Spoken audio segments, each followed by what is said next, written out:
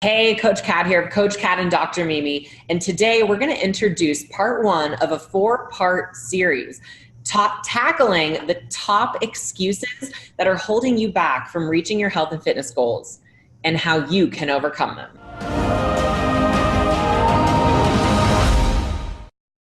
All right. Hey, Mom. Great to have you here today. Hey, Catherine, great to be here with you from sunny Phoenix, Arizona. Yeah. So this is one of your favorite topics, and I know because we talk about this often. It's the topic of excuses and how they hold women and us back from reaching our health and fitness goals. Totally. It's unbelievable. So, if you flash back 10 years, how did excuses used to hold you back from making progress? Well, even 5 years ago, when you were living with us and I was in my doctoral program, and you said, Mom, why don't you exercise with me? And I said, No, I don't have time. I hear that every day from so many nurse practitioners and people that I meet. They don't have time.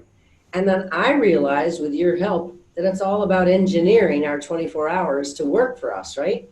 So then I began to schedule everything and make, even if I had 15 minutes, I'll go to the gym. And I used to think I had to have hours.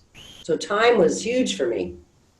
So how did those excuses hurt you? Like, were they lies? Like, what is your opinion around what those excuses are for you?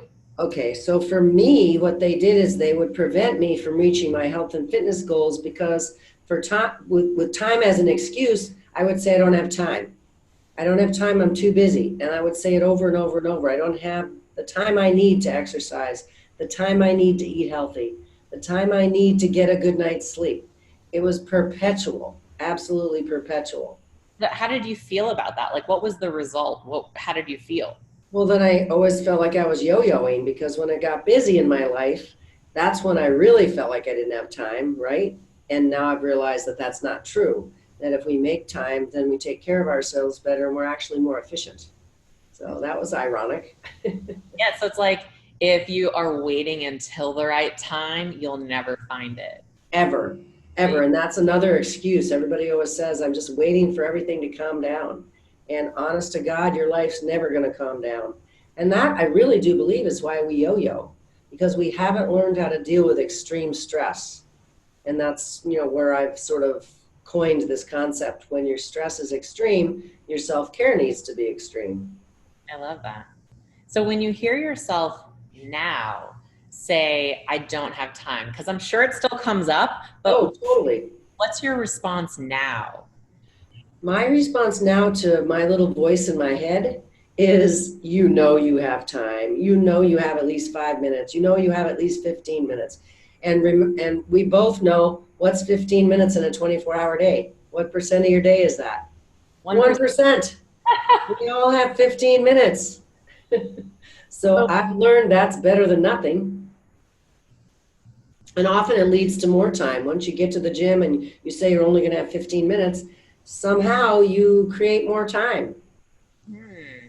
And how, now that you are hearing yourself say, I don't have time, but now that you have these tools in your toolbox of just going and doing it anyway, Right. how does it make you feel? Even after like a 5 minute workout or a 10-minute workout, it's shorter than normal. How do you feel Yes.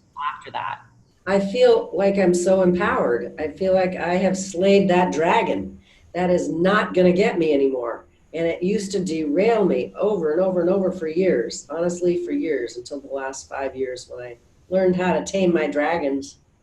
So what's your advice for the ladies listening to this video who really resonate and they hear themselves saying, I don't have time and they believe it?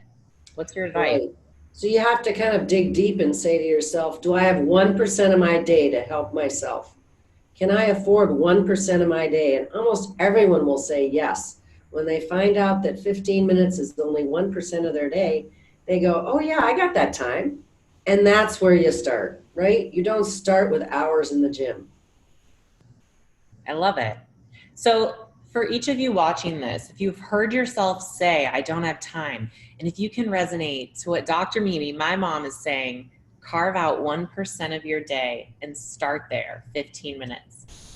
If that's valuable to you, I want you to like this video, Be sure to subscribe to us on YouTube and stay on the lookout. Next week, we'll have part 2 of our four-part series on overcoming your top excuses. Now go take action.